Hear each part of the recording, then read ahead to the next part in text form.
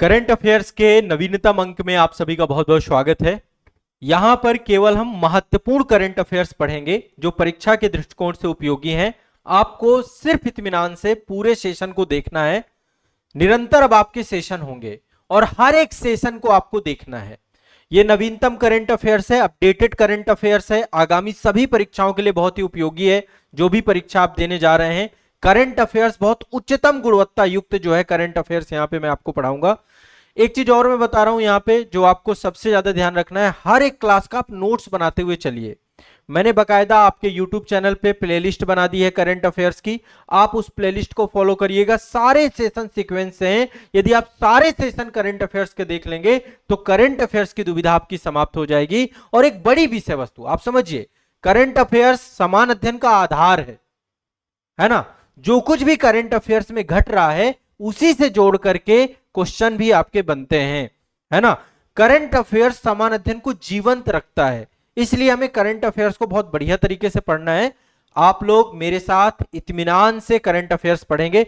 जितने बच्चे हमारे साथ फाउंडेशन बैच में हैं, डिटेल बैच में हैं, मास्टर कोर्स में हैं, आप सभी लोग भी करंट अफेयर्स की सभी क्लासेस को देखिएगा। सारी क्लासेस आपके बैच में भी अपडेट हो रही हैं और हम YouTube चैनल पे भी ये क्लासेस सारी आपको उपलब्ध करा रहे हैं।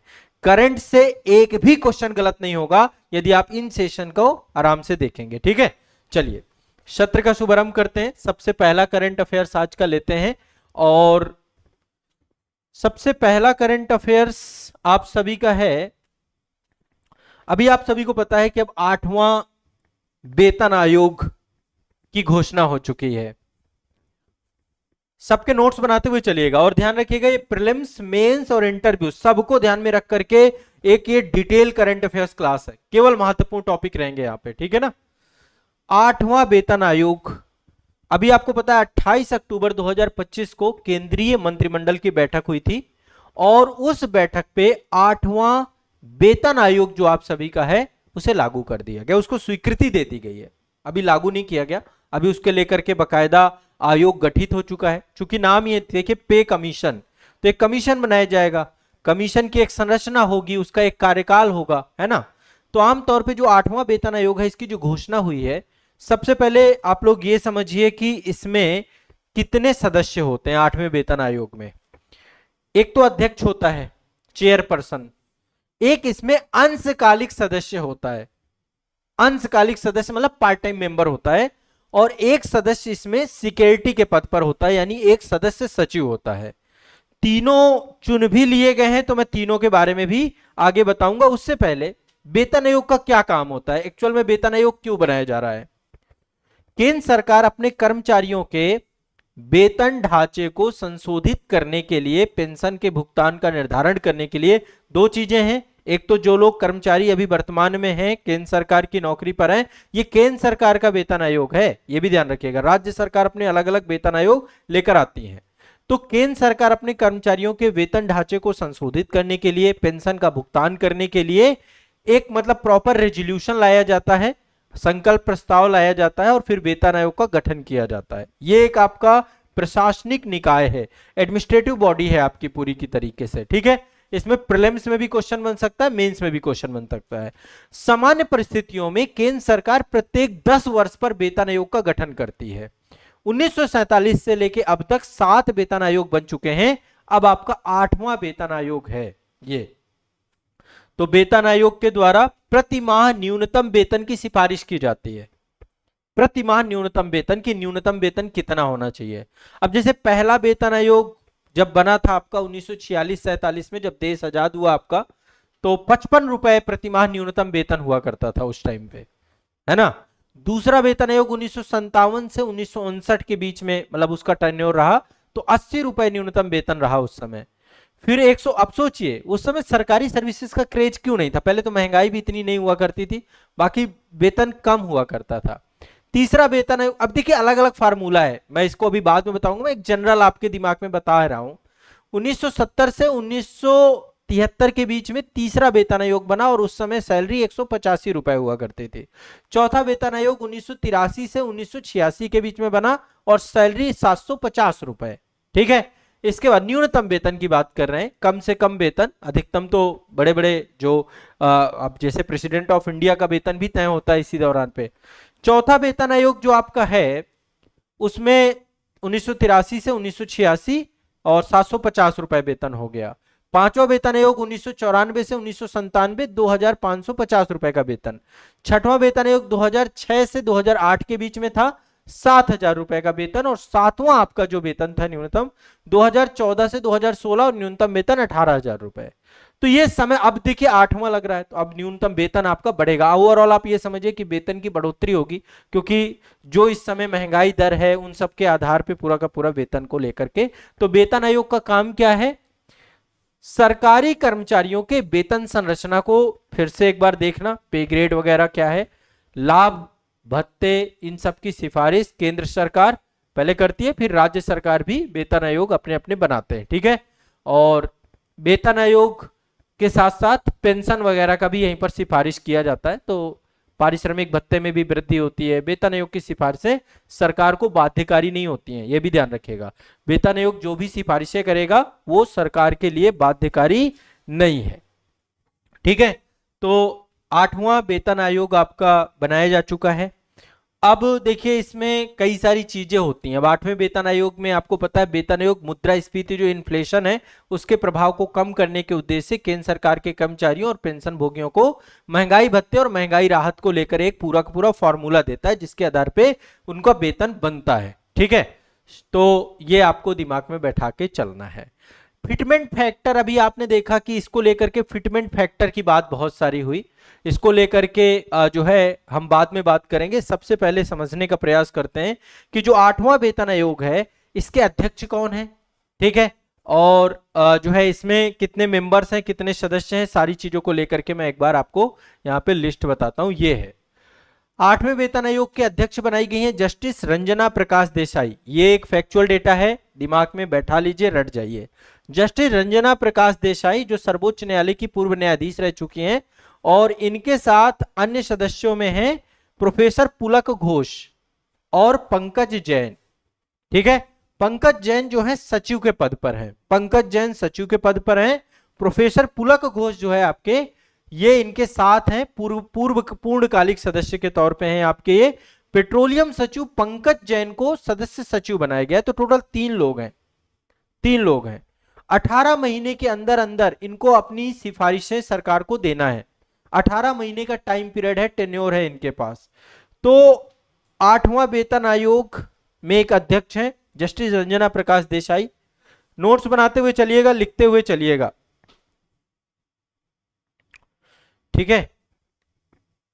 हाँ, अभी आप आराम से पहले नोट्स बना लीजिए, बाद में आप लोग के यदि किसी का भी कोई भी डाउट होता है, प्रश्न होता है, कमेंट सेक्शन में आप जरूर करिएगा, मैं आपको बाद में सेशन में डिस्कस कर लूंगा। पहले आप नोट्स बनाते हुए चलिए। तो रंजना प्रकाश देसाई हैं, ठीक है, और 18 माह के अंदर अंदर ये अपना जो अब इसका गठन हुआ अक्टूबर 28 अक्टूबर को, तो अब 18 माह के भीतर भीतर ये अपनी पूरी सिफारिशें प्रस्तुत करेंगे, ठीक है। और इनकी सिफारिशें सरकार के लिए बाध्यकारी नहीं होती हैं, ठीक है। और बीच बीच में आयोग अपनी इंतरिम रिपोर्ट्स भी देता रहता है। तो आयोग एक तो सबसे पहले आर्थिक और राजकोषीय स्थिति देखेगा देश की, कि इंडिया का मतलब इकोनॉमिक कंडीशन क्या है, फिजिकल प्रेशर कितना पड़ेगा। इसके बाद विकास के लिए क्या संसाधन आवंटन है ये भी देखेगा, बकाया पेंशन देनदारियां कितनी हैं, राज्य वित्त पर कितना प्रभाव पड़ेगा, अन्य क्षेत्रों से तुलना भी करता है, जो पीएसयू वगैरह है उनसे भी तुलना करता है। तो समय समय पर केंद्र सरकार के द्वारा यह कार्य किया जाता है। तो आठवां वेतन आयोग समझ में आ गया। आठवां वेतन आयोग का गठन हो चुका है, इससे एक प्रश्न आपका निकल के आएगा। अगले करंट पे चलते हैं, अगले टॉपिक पे चलते हैं। नोट्स बनाते हुए चलना है सभी को।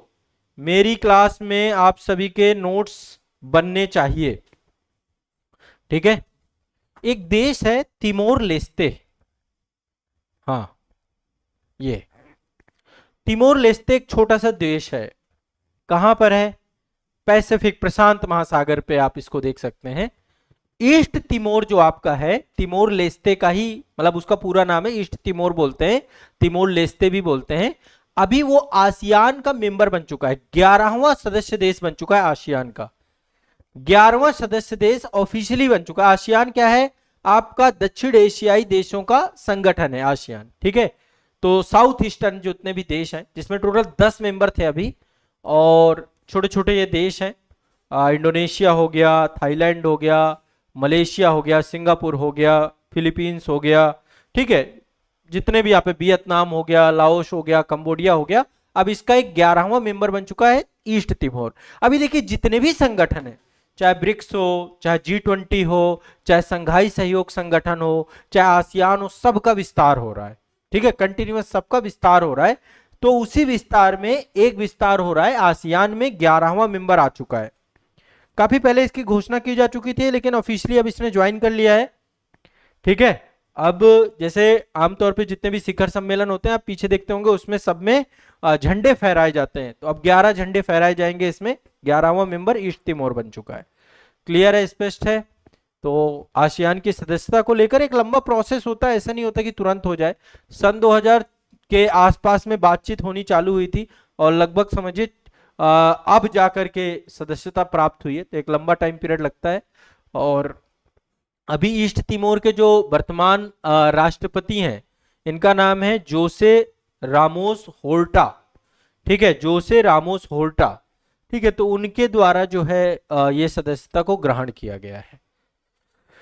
ये जितने भी देश थे सारे पहले कहीं ना कहीं पे, आप समझिए इन देशों के साथ इनका इतिहास बड़ा लंबा मतलब रहा है, औपनिवेशिक काल का। पहले पुर्तगाल यहाँ पे था, 1975 में पुर्तगाल गया। पुर्तगाल के बाद काफी समय तक तिमोर लेस्टे इंडोनेशिया के कब्जे में रहा। 2002 में इसको स्वतंत्रता मिल गई थी, ठीक है, 2002 में इसको स्वतंत्रता मिल गई थी। और नोबेल के शांति पुरस्कार विजेता हैं यहाँ के राष्ट्रपति रामोस होर्टा, 1996 में इनको मिला था ये। प्रधानमंत्री हैं यहाँ पे जनाना गुसमाओ, ठीक है। आधुनिक तिमोर राष्ट्र के संस्थापक के तौर पर उनको देखते हैं। अब आसियान के साथ जुड़ गया है। तो आसियान की सदस्यता जुड़ने से क्या बेनिफिट मिलता है, क्या होता है? एक तो सबसे पहली बात इकोनॉमी, जो सबसे इंपॉर्टेंट चीज है, अर्थव्यवस्था को बल प्रदान होता है, ठीक है। व्यापार बढ़ेगा, निवेश बढ़ेगा, शिक्षा, इंफ्रास्ट्रक्चर, ये सारे बढ़ेंगे चीजें। दूसरा क्या होता है, चूंकि क्षेत्रीय समावेशिता के साथ जुड़ाव देखने को मिलेगा, उस क्षेत्र का अहम एलोकेशन है और अभी तक इसका हिस्सा नहीं था। तो यहाँ पे क्षेत्रीय समावेशिता और लोकतांत्रिक मूल्यों के प्रति प्रतिबद्धता बढ़ेगी, ठीक है। व्यापार बढ़ेगा, लोकतांत्रिक शासन व्यवस्था और कूटनीतिक परिपक्वता बढ़ेगी। तो ये एक बहुत इंपॉर्टेंट जो है इसका इंपॉर्टेंस है। ईस्ट तिमोर का शामिल होने के पीछे आसियान को भी बहुत सारे बेनिफिट होंगे। पहली बात तो संघर्ष के बाद राष्ट्र निर्माण, यानी एक तरीके से एक लंबा अनुभव है ईस्ट तिमोर का अपना। सीमा विवाद कम होंगे, सीमा विवाद जो आपस में है, दक्षिण चीन सागर को लेकर के मुद्दा है, संवेदनशील मुद्दों पर संवाद इस्टेब्लिशमेंट होगा। और छोटे छोटे जो लोकतांत्रिक देश हैं, वहां पर जमीनी शासन मॉडल जो है, वहां का जो ग्रास रूट गवर्नेंस है, वो ग्रास रूट गवर्नेंस के एक एग्जाम्पल के तौर पे भी हम ईस्ट तिमोर को देखते हैं। तो आसियान के ऊपर बोझ नहीं बनेगा, बल्कि उसकी स्थिरता, उसकी शांति और उस क्षेत्र में सहयोग को बढ़ावा देने में एक बहुत महत्वपूर्ण सेगमेंट के तौर पे देखा जाएगा। तो 11 मेंबर हो चुके हैं टोटल। राजधानी क्या है? ईस्ट तिमोर की राजधानी है दिल्ली। तिमोर लेस्टे की राजधानी है दिल्ली। क्या नाम है? दिल्ली। दिल्ली नहीं, दिल्ली भारत की राजधानी है, नई दिल्ली। हमारे देश की राजधानी नई दिल्ली। तिमोर लेस्टे की राजधानी है दिल्ली, है ना। तो राजधानी से भी क्वेश्चन पूछता है भाई, ध्यान रखना, पता होना चाहिए। जो हाल फिलहाल में चर्चा, उनकी राजधानी वगैरह से भी क्वेश्चन पूछता है, ठीक है। लंबे इंतजार के बाद क्षेत्रीय एकता और सहयोग को बढ़ावा देने को लेकर के ये विस्तार हुआ है। आसियान का भारत के लिए भी बहुत इंपॉर्टेंस है। आईआर की क्लास में आपको डिटेल में बैच के अंदर पढ़ाया जाएगा। तो जो बच्चे फाउंडेशन बैच से जुड़े हुए हैं, एक बार भारत आसियान संबंधों को जरूर पढ़िए। बैच में क्लास में लिया गया है। लुक ईस्ट पॉलिसी क्या है, एक्ट ईस्ट पॉलिसी क्या है, कैसे आसियान देश हमारे देश के ट्रेड को बढ़ावा देने में एक महत्वपूर्ण भूमिका निभा रहे हैं, इन सभी मुद्दों पर आपको एक बार देखना है चीजों को लेकर के, ठीक है ना। तो ये एक बहुत इंपॉर्टेंट आपका सेगमेंट है। और चलिए आगे चलते हैं, अगले टॉपिक पे चलते हैं। हाँ, इस पे हम बाद में बात करेंगे।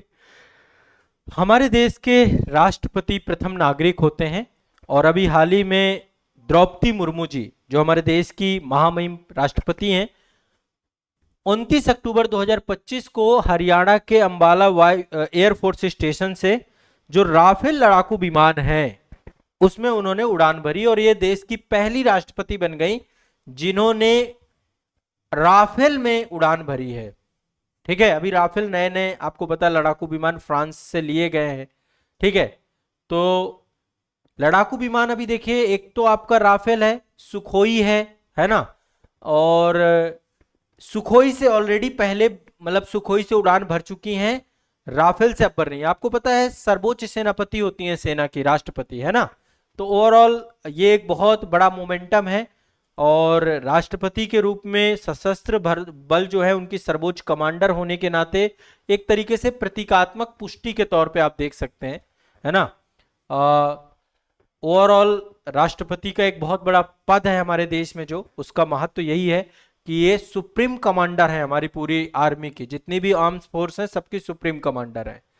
तो इससे पहले असम में तेजपुर वायु एयरफोर्स स्टेशन से सुखोई S-30 था आपका, उससे उड़ान भर चुका है ये सुखोई में ऑलरेडी। अब राफेल के साथ इन्होंने एक नया अनुभव लिया है। तो मतलब आप समझ सकते हैं कि जो राष्ट्राध्यक्ष हैं उनकी एनर्जी सैन्य बलों को भी ऊर्जा देती है।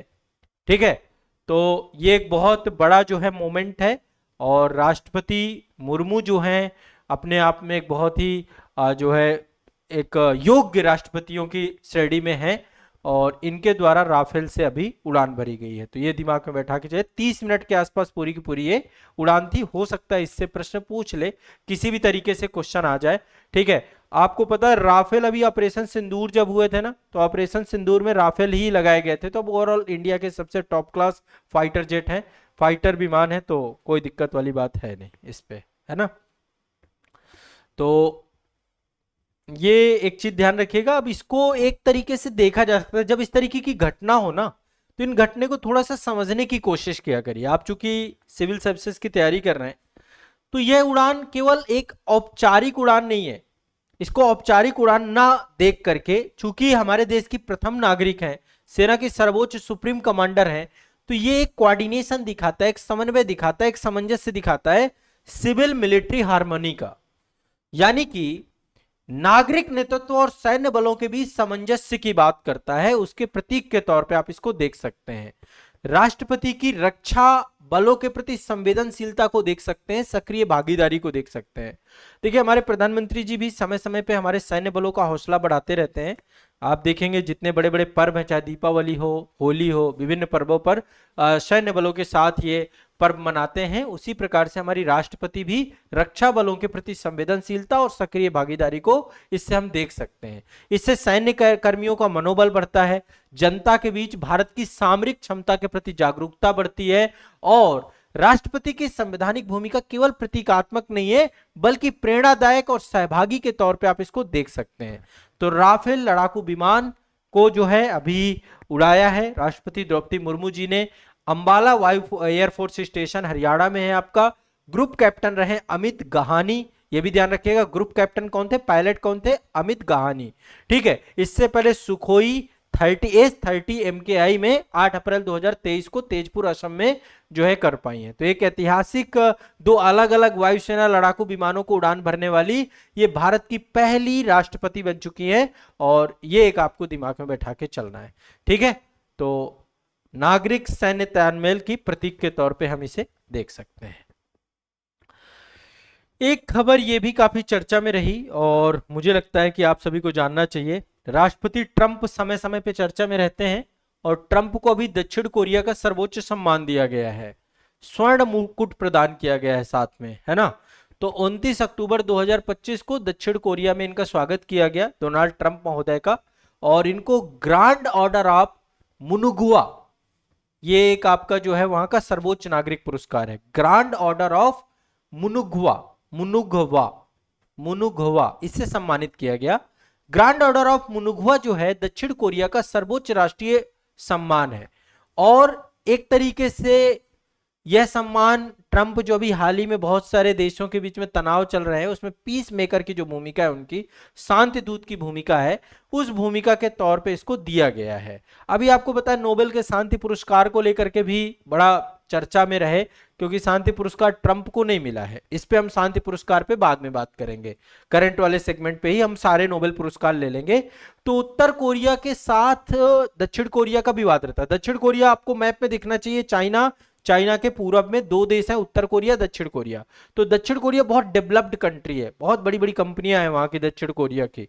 कोरिया मतलब अपने आप में टेक्नोलॉजी में उच्चतम स्तर पे और बहुत विकसित है, सिंगापुर की तरह है वहां पे हालत। तो उत्तर कोरिया के साथ जो तनाव थे दक्षिण कोरिया के, उन तनावों को शांत करने में ट्रंप की एक महती भूमिका को लेकर ये दिया गया है। तो ग्रांड ऑर्डर ऑफ मुनुगवा दक्षिण कोरिया का सर्वोच्च सम्मान है, आमतौर पर राष्ट्राध्यक्षों और राज परिवारों को दिया जाता है। तो ट्रंप का जो प्रशांत क्षेत्र है, एशिया प्रशांत क्षेत्र है, उसमें शांति स्थापित करने में संवादों के लिए प्रदान किया गया। और भारत के वो अमेरिका के पहले राष्ट्रपति बन गए, माफ कीजिएगा, अमेरिका के पहले राष्ट्रपति बन गए। और इनको सिल्ला साम्राज्य के स्वर्ण मुकुट की प्रतिकृति दी गई। यहाँ पे दक्षिण कोरिया में एक सिल्ला साम्राज्य था, उसके स्वर्ण मुकुट की प्रतिकृति भी दी गई है, जो एकता, स्थिरता और शांतिपूर्ण शासन का प्रतीक है। तो ट्रंप निश्चित तौर पे उत्साहित हो जाएंगे, और उन्होंने कहा भी कि मैं इसे अभी पहनना चाहता हूं। ठीक है, तो ये एक आपको ध्यान में रखना है। बाकी अमेरिका का हमेशा आपको पता है कि एक प्रभाव रहा है दक्षिण कोरिया में, अमेरिका हमेशा। और उत्तर कोरिया से आपको पता है कि काफी तनाव का माहौल रहता है, लेकिन ट्रंप उत्तर कोरिया के नेता किम जोंग यून से भी कई बार बातचीत कर चुके हैं, एक दूसरे से मुलाकातें हो चुकी हैं। ठीक है, दक्षिण कोरिया के साथ जो क्षेत्रीय तनाव है उसको कम करने में उन्होंने भूमिका, तो बहुत इंपॉर्टेंट जो है रोल यहाँ पे देखा जा सकता है इसको। ठीक है ना, तो ये एक बहुत महत्वपूर्ण घटनाक्रम के तौर पे इसको भी देख सकते हैं। ठीक है, एक और करंट अफेयर्स ले लेते हैं। आईसीसी T20 अब आपका होने वाला है, ये स्पोर्ट्स से जुड़ी हुई खबर है। और देखो, मैं हर तरीके का करंट अफेयर्स यहाँ पे लेके चलूंगा, राष्ट्रीय, अंतर्राष्ट्रीय, पर्यावरण, विज्ञान, प्रौद्योगिकी, आर्थिक, स्पोर्ट्स, सब कुछ। तो आईसीसी T20 वर्ल्ड कप, आप में से बहुत सारे लोग क्रिकेट के दीवाने हैं, और आईसीसी T20 2026 में होगा। ठीक है, दक्षिण एशिया में क्रिकेट आपका ये भारत में भी होगा। ठीक है, भारत में आयोजित होना है, भारत और श्रीलंका दोनों में। तो आईसीसी T20 वर्ल्ड कप 2026 कहां हो रहा है? भारत और श्रीलंका दोनों जगह होगा, भारत में भी होगा और श्रीलंका में भी होगा,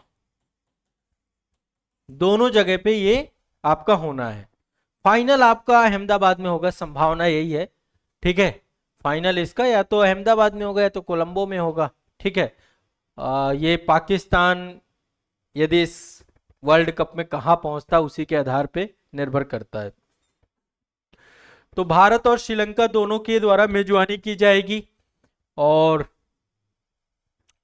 ये आपका जो है कौन कौन सा देश इसमें आएगा, पहले तो ये 6 फरवरी से मैच स्टार्ट है, 6 फरवरी से 8 मार्च 2026 की बात है। ये आईसीसी T20 वर्ल्ड कप आपका होना है। और मेजबान देश मैंने आपको बता दिया, भारत, श्रीलंका, अफगानिस्तान।